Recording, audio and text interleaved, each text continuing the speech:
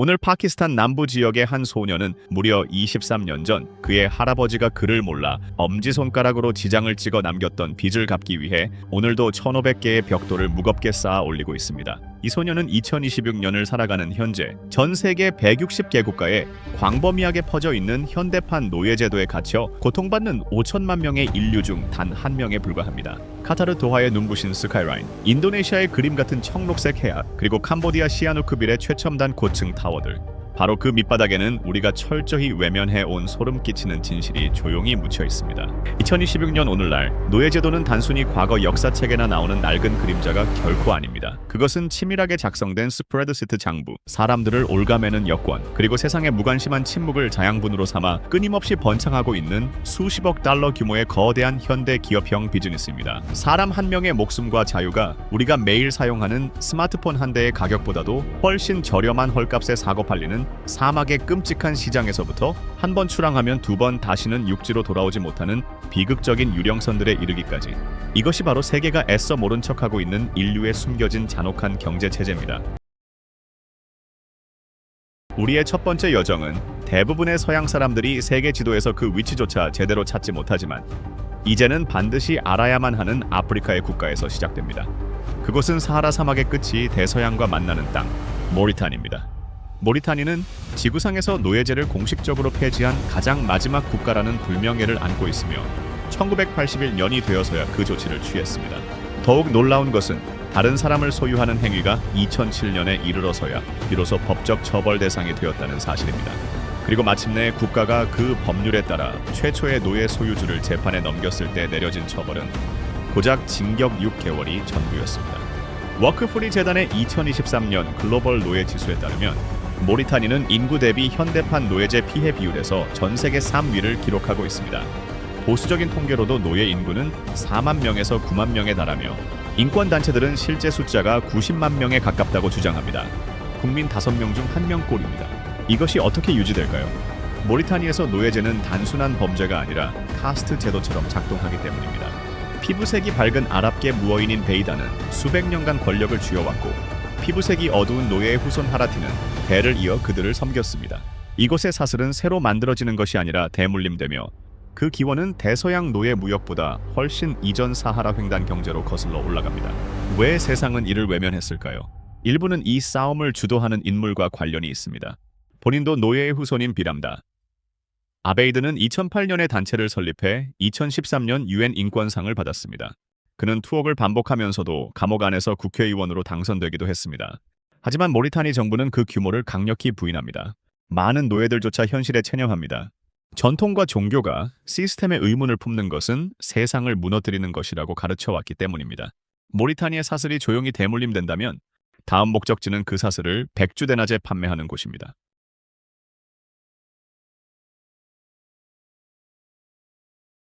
리비아는 과거 아프리카 대륙과 유럽을 연결하는 활기찬 해안 관문이었습니다. 파괴적인 내전이 발생하기 전까지만 해도 리비아는 아프리카 대륙 전체에서 가장 높은 생활 수준을 자랑하던 부유한 국가였습니다. 그러나 오늘날 이 나라는 훨씬 더 어둡고 절망적인 곳으로 전락했습니다. 수년간의 정치적 붕괴와 무력 충돌을 겪으면서 인류의 오래된 악습이 상상할 수 있는 가장 노골적인 형태로 다시 등장했습니다. 바로 야외 노예 시장입니다. 유럽에서의 새로운 삶을 꿈꾸며 사하라, 이남 아프리카를 떠나온 수만 명의 이주민들이 매년 리비아를 거쳐갑니다. 하지만 그들은 구조대가 아닌 잔인한 인신매매범과 무장 민병대에게 붙잡히고 맙니다. 법이 완전히 사라진 국가에서 인간의 생명이 얼마의 가치를 지니는지 짐작해 보신 적 있습니까? 국제 감시단은 사람들이 단돈 400달러에 공개적으로 팔리는 현장을 문서로 기록했습니다. 이는 중간 가격대 스마트폰보다 싼 금액입니다. 이들은 건설 현장, 농장, 그리고 가사 노동에 강제로 투입됩니다. 구금시설은 체계적 학대가 자행되는 끔찍한 환경입니다. 몸값이 제때 도착하지 않으면 그들은 다음 입찰자에게 또다시 팔려갑니다. 국제이주기구는 현재 리비아에 70만 명이 넘는 이주민이 있다고 집계합니다. 2017년부터 유럽연합은 이주민의 해상 탈출을 막기 위해 리비아 군대에 4억 5천만 유로 이상을 지원했습니다. 앰네스티는 이를 명백한 범죄 공모라고 비판했습니다. 2017년 CNN이 이 시장을 세계에 고발했지만 10년이 다 되어가는 지금도 경매는 멈추지 않고 있습니다.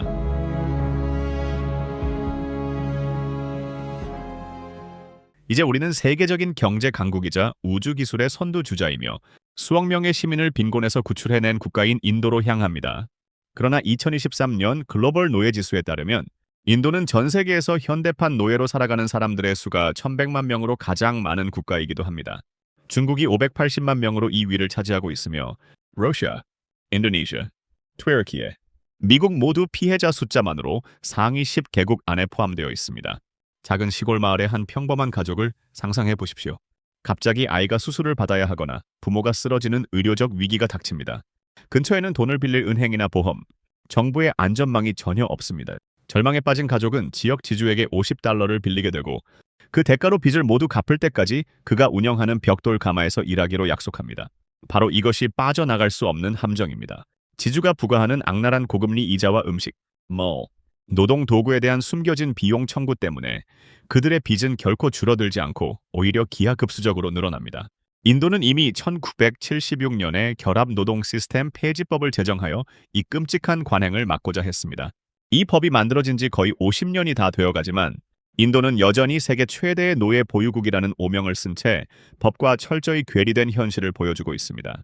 이제 이웃 국가 파키스탄으로 넘어가면 이 잔인한 장부가 아주 구체적인 이름으로 불린다는 사실을 알 수 있습니다.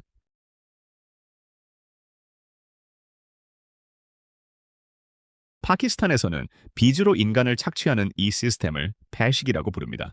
이 잔인한 제도는 펀자브와 신드 지역의 수많은 벽돌 가마를 통해 운영되며 타르 사막 깊은 곳에 사는 한 가족의 이야기는 이 착취의 수학이 실제로 어떻게 작동하는지 정확하게 보여줍니다. 바산티 할머니는 70살입니다.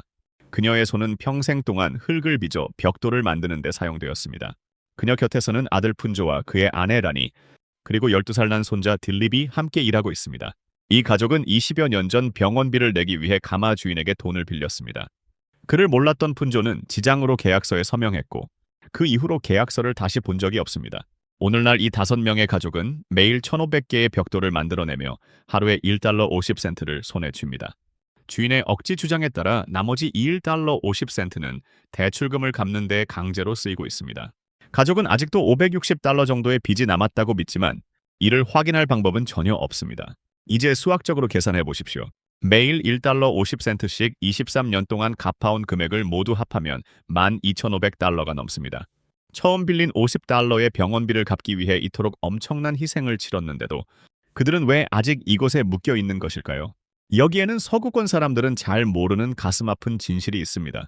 96%가 무슬림인 파키스탄에는 고대의 힌두교 카스트 제도가 여전히 남아 있습니다. 200만 명가량의 파키스탄계 힌두교도 중 절대 다수가 신드 지역에 살며 이들 대부분은 과거 불가촉천민이라 불렸던 달리트 계급입니다.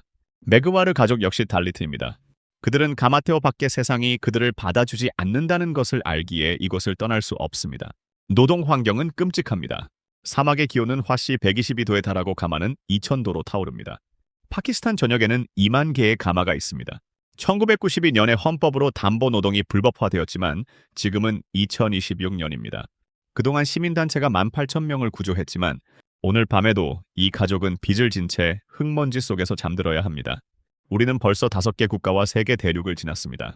여러분은 지금 어느 나라에서 이 영상을 보고 계신가요? 댓글로 여러분의 국가를 남겨주시면 이 이야기가 얼마나 멀리 퍼졌는지 알 수 있을 것입니다. 이제 지도의 마지막 종착지로 향합니다.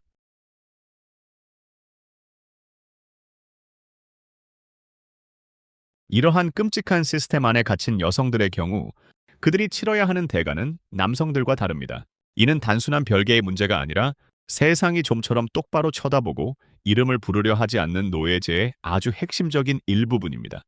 모리타니에서 여성이 노예가 되면 오래된 전통에 따라 그녀가 낳은 모든 아이는 자동으로 그녀를 소유한 주인의 소유물이 됩니다. 아이의 생물학적 아버지가 누구인지는 중요하지 않으며 심지어 아버지가 노예 주인 본인일지라도 결과는 똑같습니다. 여성의 몸은 새로운 노동력을 낳고 길러내는 엔진으로 전락하며 이것이 바로 수백 년 동안 모리타니의 카스트 제도를 떠받쳐온 끔찍한 기본 구조입니다. 이러한 잔인한 구조에 맞서 싸우는 인물이 바로 모리타니 여성 가장 단체의 대표인 아미네투 민트 엘 모크타르입니다. 그녀는 수십 년 동안 자신의 생명에 대한 심각한 위협을 받으면서도 여성 노예와 아동 강제 결혼 문제의 실태를 끈질기게 기록해왔습니다. 그 공로로 그녀는 2010년에 로버트 F 케네디 인권상을 받았고 지금도 투쟁을 멈추지 않고 있습니다. 이는 모리타니만의 문제가 아닙니다. 미얀마에서는 2021년 군사 쿠데타 이후 국경지대의 수많은 여성들이 인신매매범의 표적이 되었습니다. 이 여성들은 수십 년간의 한 자녀 정책으로 성비가 불균형해진 중국으로 무자비하게 팔려갔습니다. 휴먼 라이츠 워치는 수천 건의 관련 사례를 낱낱이 기록했습니다. 만약 여러분도 이 충격적인 이야기에 깊이 공감하신다면 댓글창에 숫자 1을 적어주십시오. 오직 그것만으로도 충분합니다. 자, 이제 다음 이야기를 향해 계속해서 나아가겠습니다.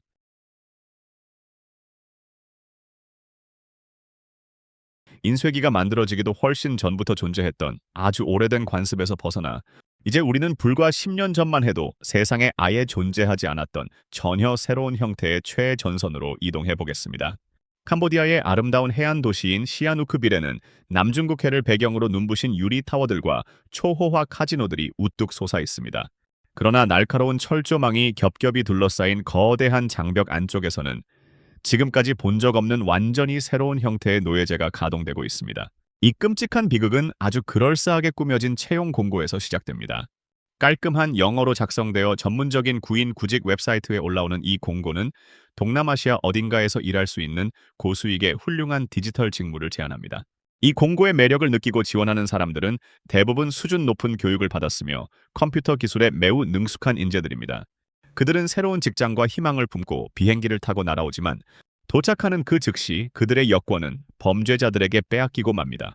그리고 장벽의 육중한 문은 그들의 등 뒤에서 무자비하게 잠겨버립니다. 장벽 안에 갇힌 사람들은 강제로 하루 16시간씩 꼼짝없이 컴퓨터 앞에 앉아 있어야 합니다. 그들은 FBI가 일명 돼지 도살이라고 부르는 악랄한 사기 범죄를 억지로 실행하게 됩니다. 이는 전 세계에 있는 낯선 사람들을 상대로 오랜 시간 친분을 쌓은 뒤 돈을 가로채는 로맨스 및 투자 사기이며 미국의 무고한 시민들이 주요 표적이 되고 있습니다. 미국 평화연구소가 2024년에 발표한 연구에 따르면 이 돼지 도살 사기로 인해 미국인 피해자들이 매년 잃어버리는 돈은 무려 750억 달러에 달합니다. 이는 캄보디아라는 국가 전체의 경제 규모를 뛰어넘는 엄청난 액수입니다. 유엔 마약 범죄 사무소는 무려 22만 명의 사람들이 캄보디아, 미얀마, 라오스 전역의 이 끔찍한 수용소로 인신매매된 사실을 명백히 확인했습니다. 전 세계 언론이 이 사태를 폭로하자 캄보디아 정부는 2024년에 여러 수용소를 급습했지만 범죄 조직들은 그저 장소를 미얀마의 KK파크나 라오스 북부의 경제특구로 유유히 옮겼을 뿐입니다. 이 눈부신 디지털 시대의 노예제는 결코 사라진 것이 아니라 교묘하게 온라인으로 그 무대를 옮겼습니다. 조건이 너무 좋아서 도저히 믿기 힘든 문자 메시지 한 통의 화면 너머에는 당장이라도 그곳에서 벗어나고 싶지만 결코 떠날 수 없는 누군가가 눈물을 삼키며 자판을 두드리고 있을지도 모릅니다.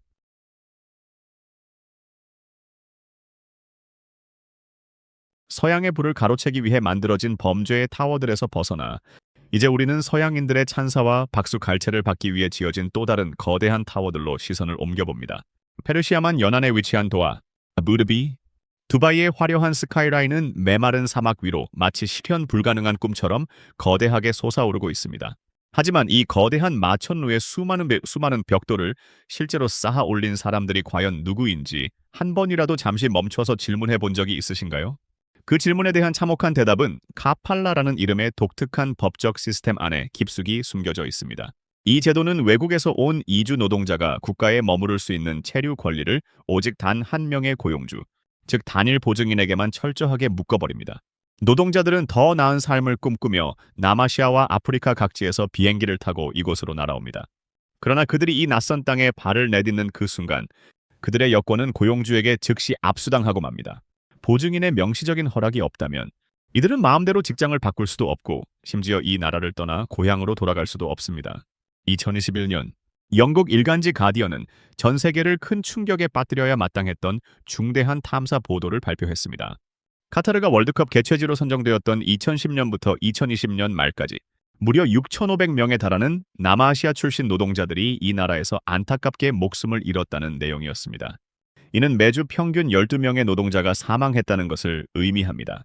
이 충격적인 수치는 인도, 네팔, 벵글라데시, 파키스탄 대사관에서 직접 집계한 공식 자료에서 나왔습니다. 해당 언론사는 문서에 기록되지 않은 실제 사망자의 숫자가 이보다 훨씬 더 많을 것이라고 확신했습니다. 이 남성들은 자신들이 피땀 흘려 건설하고 있는 화려한 쇼핑몰과는 아주 멀리 떨어진 열악한 노동자 수용소에서 격리된 채 생활했습니다. 그들은 화씨 110도가 훌쩍 넘는 살인적인 폭염 아래에서 쉬지 않고 일해야만 했습니다.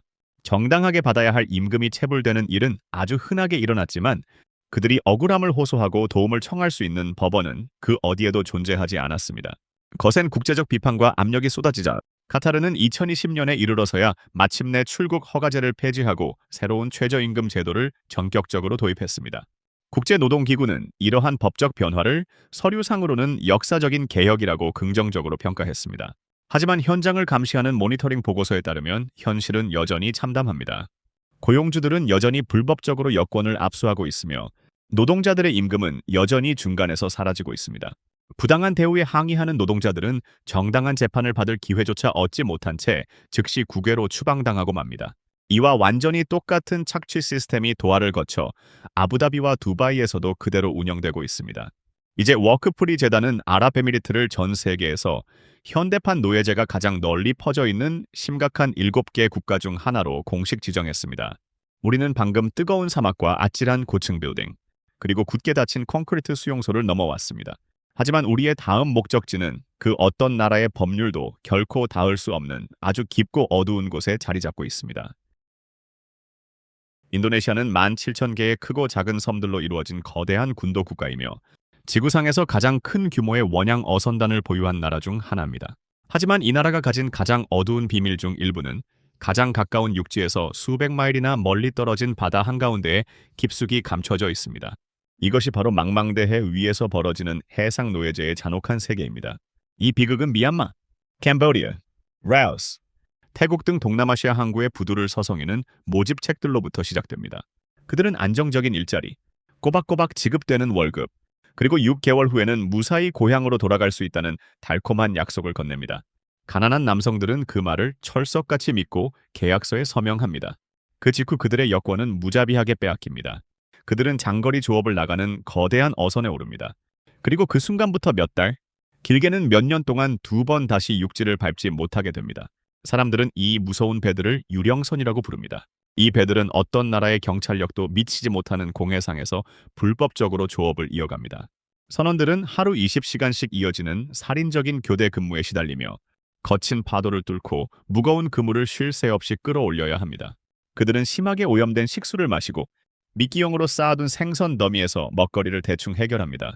일하다가 병에 걸리거나 다치거나 혹은 참다 못해 부당함에 항의라도 하게 되면 그들에게는 말로 다 할 수 없는 끔찍한 결과가 기다립니다. 어떤 선원들의 시신은 잡은 물고기들과 함께 차가운 산업용 냉동고 안에 방치된 차에 발견되기도 했습니다. 또 다른 이들의 시신은 아무도 모르게 차가운 바다로 던져졌습니다. 2015년 AP통신의 기자 4명은 장장 18개월에 걸쳐 이 유령선들의 궤적을 끈질기게 추적했습니다. 그들의 위대한 탐사 보도는 노예로 전락했던 2,000명 이상의 어부들에게 극적인 자유를 되찾아 주었습니다. 이 보도는 그 이듬해 퓰리처상 공공봉사 부문을 수상하는 영예를 안았습니다. 미국 의회는 2016년에 무역촉진법을 전격적으로 통과시킴으로써 강제 노동으로 잡힌 해산물이 미국으로 흘러 들어오게 만들었던 법적 허점을 완전히 차단했습니다. 인도네시아 역시 같은 해에 자국 영해에서 외국 어선의 조업을 강력하게 금지했습니다. 그리고 워크프리 재단의 2023년 보고서는 지구상에 존재하는 모든 강제 노동의 거의 3분의 2가 이제는 글로벌 공급망에 깊숙이 얽혀 있다는 절망적인 결론을 내렸습니다. 여러분이 자주 가는 슈퍼마켓 진열대에 놓인 값싼 새우 한 팩, 식료품 창고에 쌓여있는 고양이 사료 통조림, 그리고 그 바로 옆에 놓인 참치캔을 떠올려 보십시오.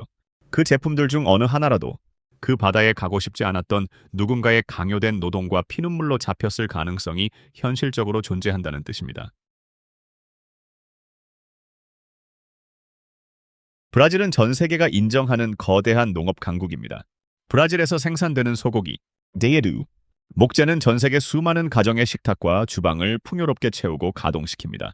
그러나 아마존 열대우림의 아주 깊은 속과 세하두에 끝없이 펼쳐진 광활한 평원에서는 여전히 노예 노동이라는 뜻의 트라발류 에스크라브라는 아주 오래된 포르투갈어 단어가 잔혹한 관행의 이름으로 널리 불리고 있습니다. 모집책들은 이 나라에서 가장 가난한 지역들을 돌아다니며 아주 멀리 떨어진 농장에서 높은 임금을 받을 수 있다며 사람들을 유혹합니다. 이 달콤한 제안을 수락한 사람들은 외딴 대규모 농장인 아시엔다로 실려갑니다. 그곳에서는 오직 농장주가 내뱉는 말이 곧 절대적인 법이 됩니다. 노동자들이 농장에 도착하는 바로 그 순간, 그들은 자신들이 이미 주인에게 엄청난 빚을 지고 있다는 황당한 통보를 받게 됩니다. 다가온 버스 요금, 먹은 음식값, 심지어 그들이 신고 있는 장화값까지 모두 빚으로 청구됩니다. 임금이라는 것이 아주 드물게 지급되더라도 그 돈을 쓸 수 있는 유일한 곳은 오직 농장에서 운영하는 매점뿐입니다. 매점의 물건 가격은 터무니없이 비싸게 책정되어 있어서 노동자들의 빚은 갚을수록 오히려 산더미처럼 불어나기만 합니다. 무장한 경비원들이 농장 외곽을 철저하게 순찰합니다. 빽빽한 정글 그 자체가 곧 거대한 감옥의 벽입니다. 만약 누군가 필사적으로 도망치려 한다면 그 어떤 지도도 소용없는 울창한 밀림 속에서 잔인하게 사냥당할 뿐입니다. 1995년부터 브라질 정부는 이러한 문제를 해결하기 위해 특별 이동 조사반을 운영해 왔습니다. 이들은 농장을 기습적으로 급습하여 억압받는 노동자들을 구출해내는 신속 대응 부대입니다. 나아가 2003년에는 현지에서 더러운 명단이라고 불리는 리스타 수자를 전격적으로 도입했습니다. 이는 노예 노동을 악용하다 적발된 기업들의 명단을 대중에게 낱낱이 공개하는 등록부입니다. 이 명단에 오르면 은행은 즉시 대출금을 회수해버립니다. 까르프 브라질을 포함한 대형 유통업체들 역시 그들과의 모든 계약을 단호하게 해지합니다. 이 명단은 2014년에 제기된 법적 소송으로 인해 잠시 효력이 정지되기도 했지만 2017년에 다시 강력하게 부활했습니다. 이 프로그램이 본격적으로 시행된 이후 지금까지 6만 명 이상의 억울한 노동자들이 무사히 구조되었습니다. 지구상에서 가장 거대한 열대우림 한가운데서 인간의 존엄성을 지키기 위해 벌어지는 이 투쟁은 고립된 지리적 환경 그 자체와의 매일매일 이어지는 처절한 싸움입니다. 우리가 작성해야 할 슬픈 목록은 아직 끝나지 않았습니다. 우리의 여정은 지금까지 9개의 국가를 가로질렀지만 세상은 훨씬 더 많은 곳에 이 어두운 진실을 교묘하게 숨기고 있습니다. 이 모든 비극이 도대체 왜 아직도 존재하는지 묻기 전에 우리의 노예제 지도에 반드시 그 이름을 올려야만 하는 6개의 국가를 추가로 살펴보겠습니다. 첫 번째는 북한입니다. 워크프리 재단의 조사에 따르면 평양의 독재 정권은 지구상에서 단일 규모로는 가장 거대한 노예 소유주로 굳건히 자리 잡고 있습니다. 100만 명이 훌쩍 넘는 자국 시민들이 가혹한 수용소와 강제 노동 현장으로 무자비하게 내몰리고 있습니다. 국가는 심지어 이웃한 중국과 러시아의 노동자들을 대여해주고 그들이 피땀 흘려 벌어온 임금의 대부분을 파렴치하게 가로챕니다. 이렇게 김정은 정권을 위해 착취되는 돈은 매년 약 23억 달러에 달합니다. 두 번째는 사우디아라비아입니다. 이 왕국에서 노예제는 놀랍게도 1969년까지 법적으로 허용되었으며 더 이상 버틸 수 없는 거센 국제적 압력이 가해지고 나서야 마지못해 폐지되었습니다. 오늘날 사우디아라비아는 현대판 노예제 유병률에서 전 세계 4위를 차지하고 있습니다. 국경 바로 너머 예멘의 후티 반군 통제 지역에는 외부 언론인의 접근이 철저히 차단된 채 수천 명의 사람들이 여전히 노예로 살아가고 있습니다. 세 번째는 콩고 민주공화국입니다. 이 나라에서는 80만 명 이상의 사람들이 현대판 노예제로 고통받고 있습니다. 그중 약 2만 명은 동부 지역의 영세한 코발트 광산에서 일하며 여러분이 지금 사용하시는 스마트폰, 노트북, 전기차 배터리에 전력을 공급하는 필수적인 금속을 캐내고 있습니다. 네 번째는 나이지리아입니다. 무장단체 보코하람은 지구상에서 가장 냉소적이고 악랄한 조직원 모집 방식을 사용합니다. 그들은 영세한 나이지리아 창업자들에게 돈을 빌려줍니다. 만약 그 대출금을 갚지 못하면 채무자는 조직에 강제로 가입하거나 끔찍한 결과를 맞이해야 하는 선택을 강요받습니다. 다섯 번째는 중국입니다. 워크프리 재단과 다수의 유엔 산하 기구들은 신장 지역의 위구르 무슬림 소수 민족을 대상으로 한 체계적인 강제 노동 실태를 문서로 명확히 입증했습니다. 이들의 노동력은 전 세계 의류와 태양광 패널의 막대한 양을 공급하는 거대한 목화밭, 토마토 농장, 폴리실리콘 공장과 깊게 연결되어 있습니다. 마지막 여섯 번째는 에리트리아입니다. 종종 아프리카의 북한이라고 불리는 이 나라의 국가 봉사 프로그램은 공식적으로는 18개월 동안만 진행된다고 하지만 실제로는 10년, 20년, 심지어 평생에 걸쳐 끝없이 이어집니다. 유엔은 이를 국가가 부과하는 명백한 강제 노동으로 규정했습니다. 현재 워크프리 재단은 에리트리아의 노예제 유병률을 북한에 이어 세계 2위로 평가하고 있습니다.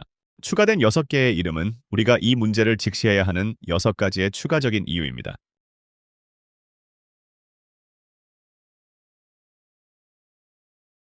그렇다면 2026년 오늘날 이토록 유례없이 촘촘하게 연결되고 풍요로운 시대에 어떻게 이런 끔찍한 일들이 여전히 가능할까요? 그 이유를 명확히 이해하기 위해 현대판 노예제를 연구하는 학자들은 보통 세 가지 핵심적인 조건에서 논의를 시작합니다. 그들은 한 사람이 마음대로 그것을 떠날 수 없을 때, 그리고 일한 대가로 오직 최소한의 숙식만을 제공받을 때 그 사람이 노예 상태에 있다고 엄격하게 주장합니다. 이 정의를 오늘날까지 살아 숨쉬게 만드는 세 가지 강력한 힘이 있습니다.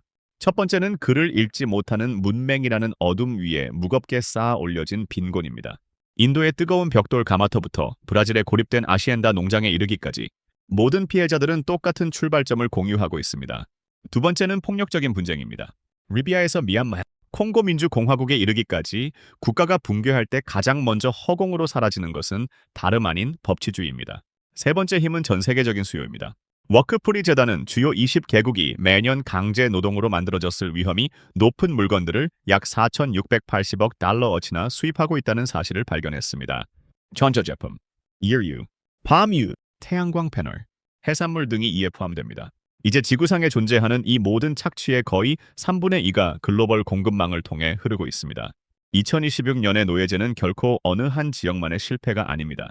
그것은 치밀하게 짜인 글로벌 시스템입니다. 그리고 우리는 한 가지 대답을 더 드리겠다고 약속했습니다. 그들은 왜 그냥 도망치지 않을까요? 왜냐하면 노예의 삶을 바깥에서 둘러싼 구조가 그들의 내면을 억압하는 구조만큼이나 단단하게 잠겨 있기 때문입니다. 억압적인 카스트 제도, 그를 읽지 못하는 현실, 모리타니의 종교적 조건화가 그들을 묶습니다. 그리고 마지막으로 물리적인 세계가 있습니다. 브라질 농장의 무장 경비원, 끝없이 펼쳐진 사하라 사막, 시아누크빌에 굳게 잠긴 수용소, 열려있는 망망대해, 아주 많은 경우 그들에게는 도망칠 곳이 문자 그대로 단 한 군데도 존재하지 않습니다. 우리가 방금 목격한 이 모든 진실을 마주한 후 여러분이 물건을 구매하는 방식에 대한 생각이 바뀌셨다면 댓글에 숫자 1을 남겨주십시오. 이미 알고 계셨다면 숫자 1을 남겨주십시오. 워크프리 제든, 세계 반노예제 연대, 그리고 아동 권리 보호 협회로 연결되는 링크는 설명란에 있습니다. 그곳에서 정확한 데이터와 후원 페이지를 확인하실 수 있습니다. 그리고 이 영상을 널리 공유해 주십시오. 사람들의 무관심한 침묵이야말로 노예 소유주들의 가장 오래된 도구이기 때문입니다. 시청해 주셔서 감사합니다. 댓글을 남겨주시고 좋아요와 구독 버튼을 눌러주세요. 앞으로 더 재미있는 영상으로 찾아뵙겠습니다. 다음 영상에서 만나요.